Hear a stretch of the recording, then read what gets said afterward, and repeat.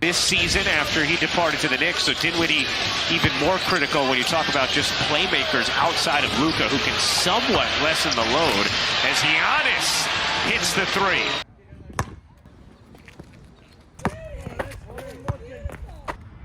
As Giannis hits the three. Purple lighted up jerseys. It's supposed to be the Bucks that are lighting it up. Rozier now with 20 points. Giannis with an and one.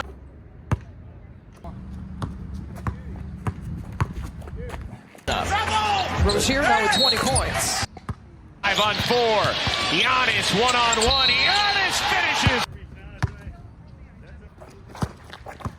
1-on-1. Giannis finishes. Sneakerheads and basketball enthusiasts alike, this is the Only Lane, and we are back. I know it's been a little bit of time since I put out my last video, but I've been a little busy.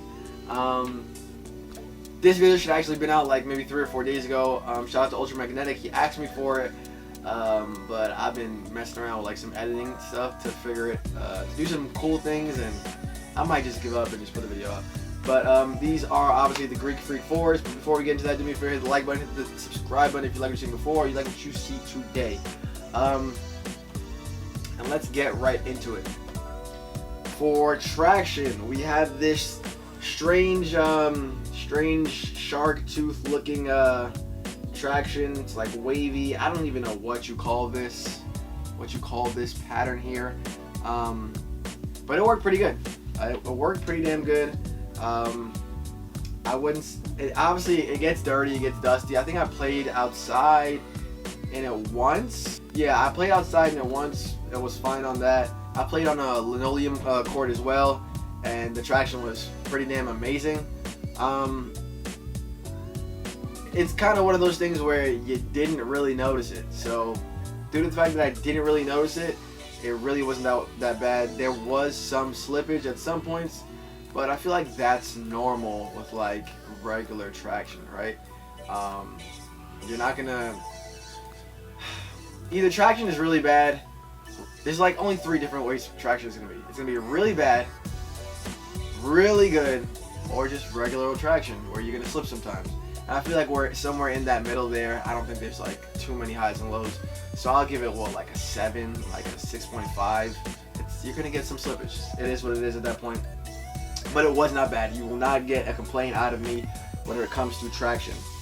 For cushioning, you have the 2 air zoom bags, or pods should I say, and they're separated here, right? So you have one here and you have one here. I should be able to get you guys a broken down image of what those 2 look like. And then in the midsole you have, I've heard, EVA, Cushlon, and Phylon. You have a foam. You have a foam in the heel and in the midsole covering this zoom bag. I don't know what the foam is. Apparently no one else knows what it is. The most reliable source to me is Chris from Wear Testers, or Nightwing, however you want to call it. And he said EVA, so I'm probably gonna stick with EVA. I like the cushioning. If you've seen my videos before, you know I prefer cushioning in the heel. I like the cushioning. What I will say is it's a little strange putting it on. If you look at the way the shoe is angled, like just here, it looks like it makes a dip and then comes back up, right? So it comes up, it dips down, and then it comes back up here. And that's exactly kind of what your foot feels like. It feels like your foot dips into those zoom bags and then comes back up. I wouldn't say that you can feel the zoom bags per se, like pronounced. I feel like because they slanted it down, you feel a little bit more. But I only weigh 65 pounds. 65 pounds on a good day. So like, this isn't made for me. This is made for like well, obviously it's made for Giannis. This is made for Giannis and like just people who are bigger and use their forefoot more. And I'm more of a heel guy unless I'm cutting and slashing. Like regular running, I'm on my heels quite a lot. So moving on to material, you're not gonna get a single complaint out of me when it comes to that. Breathability is pretty damn good. It's not like the greatest material. Realistically, when it comes to like performance sneakers, they don't ever put like the greatest material on there. Yeah, it's just not what it's meant for. Like it's meant to survive like hard strain for a decent amount of time. It's not meant to be like pretty, right? You're not gonna get really nice, for the most part, you're not gonna get like really nice leathers and suede and things like that in performance or shoes that are supposed to be performance sneakers. So you have like TPU overlays, you have mesh, you have all types of like plasticky stuff on here, and then just like the mesh is they have like different ones, right? So this one's a little bit tighter, but nowhere near as tight as the one that's on the tongue here. I'm sorry, the one on the lateral side was the first one I was talking about. And then the one on the tongue is much tighter, you know, because that has to maintain your foot as you're doing the cuts and stuff like that. And then on the side, on the medial side, you have like a very open type of mesh that still allows breathability, and that is as well on the tongue area, or the lower area of the tongue, whatever you want to call that. I guess last but not least, you got lockdown, and the lockdown on these is very, very solid, very solid. I never felt like I was gonna fall out. Obviously, you have like this. I believe someone said it was like a foam, but whatever it. I guess outrigger. Yeah, outrigger. That's the word I'm looking for. You have like this outrigger here that's gonna keep your foot perfectly secure over the bed of the sneaker. You're not really going to be moving too much in these. I'm not going to lie to you. The laces get the job done. You guys know how I feel about fat laces, and as opposed to flat laces, your shoes not going. Your feet aren't going anywhere. What I will say is, I believe these came with the first lace loop or eyelet tied in. You're going to have to use the last one. You're going to have to use the last one. It's just what it is. I don't know why they even, at this point, I don't know why they send you the sneakers without the last one in, because you're just not going to be able to play like that, or you're going to pop out of your shoes if you move decently quickly, right? So there are two last things that I want to point out about these. The lack of a torsional plate in here.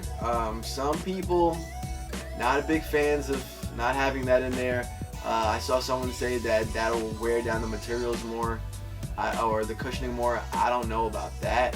There are a lot of stress marks on the cushioning, I will say that. I think I put 20 hours into these, and it was kind of noticeable to me, but that's not I don't believe that's what that's meant for, right? It's meant for you for your foot not to turn as much.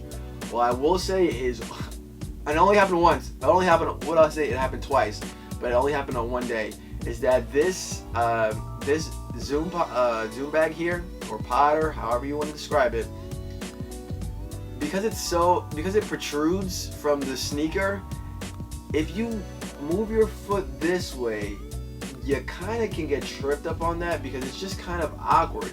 And it's very similar to the bronze, do I even pull these out? Let's see if I can find them.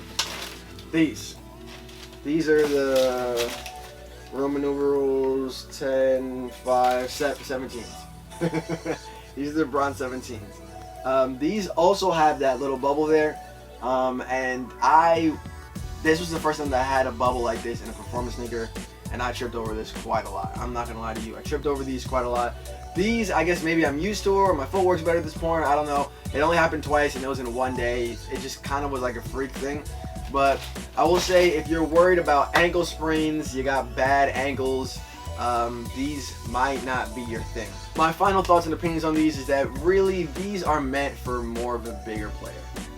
If you weigh somewhere around 175, 180, and you'll be able to feel for the Zoom bags in the forefoot, and you might not trip as much, because you're not going to be doing too much cutting. Like if you're 200 and something pounds, I'd assume that you got a little bit more stability in your body. Your body's a little bit more weighted down, and you're not going to be getting that rollover effect that I feel like I get a lot, or that, like I said, I got a couple times with the sneakers. But that's really the only negative. Positives, there's nothing that's like amazing to blow you away. The biggest positive about these is these are on sale right now, man. You can go catch these for under retail, very low under retail. I think I paid full price for. That's not true. There's no way. Thank God Nike keeps track of all your orders. I paid $72.87 for these. These have gone on sale like a million times. Like I was waiting for a specific colorway, which is why I hadn't grabbed these yet. But at this point, if you haven't grabbed them, I mean, you're kind of missing out on like a really cheap sneaker. It's cheap. It's a good, solid performer, and it's cheap. You got a cheap sneaker here. I don't see why not. But those are my thoughts on these. If you guys have any questions, feel free to leave them in the comments. Any statements, if you guys worn these. Shout out to Ultra Magnetic for pushing this review, because without you, I don't know if I even would have touched these. I'll get to that in the next video. This is the only land. Thank you guys for watching. Do me a favor, hit the like button, subscribe if you like what you've seen today or you like what you've seen before. And I'm out of here. Y'all have a good one.